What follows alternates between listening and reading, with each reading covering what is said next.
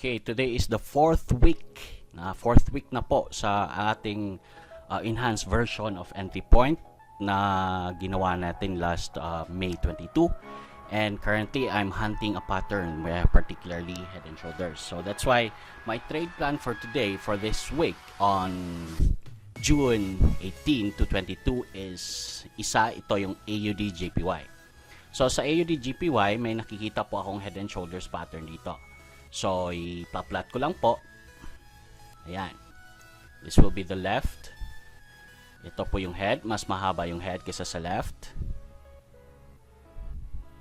Okay. Ito yung right shoulder. So he's about to form the right shoulder. So ngayon, hinahanap ko ngayon yung right shoulder. Ayusin lang natin para mas makita. Ayun.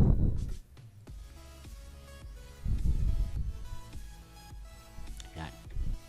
So punta tayo in the 4 hours. There you go. Dito sa 4 hours, nakita natin na medyo maganda-ganda nga. It's forming a head and shoulders, no? So, actually, dito tayo kumita ng 100 pips last week, which is ito, yung finorm niya. Diba? Dito tayo nag-form, no?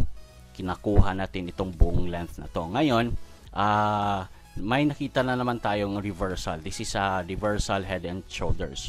Let's check po kung this is a divergent from left shoulder to head shoulder.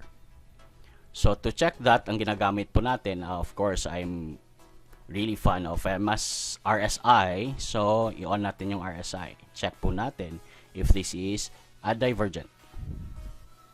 Which is hindi siya divergent. Ayun. No? Check natin sa MACD. Baka pumasa sa MACD. Hindi rin. So, for the 4 hours head and shoulders na about to form ang right shoulder, hindi siya divergent. However, ito ang gusto ko makita nyo. No? Aside from the 4 hours, punta tayo ng 1 hour. Sa 1 hour naman, meron akong nakitang medyo kaganda-ganda, kaaya-aya. No? This is something that we need to check. Kasi po, may nakita na naman akong another head and shoulders pattern, which is, I have checked, pasok din siya sa divergent na sinasabi natin. Yung pattern na gustong-gusto natin. Ayan, that's the left. Is about to form the head. If ever he will form, magkakaroon siya ng tinatawag natin. Ayan. Tapos ayun. No? So, if ever i-form niya yan, probably, most cases, pwedeng mangyari ha. I'm not saying that this will happen, but this will be. Pwedeng mangyari na after the head, which is makuha natin ang head, which is also the right shoulder of the 4 hours, pwedeng na ma-complete. No? I-change color lang natin to para mas malinaw. Yan. And there you go. So, merong nagpo-form na head, left shoulder, head, then sa head, may nakikita akong divergent dito sa MACD. Ayan. From left shoulder to head, then there you go. Yan. So, check din natin.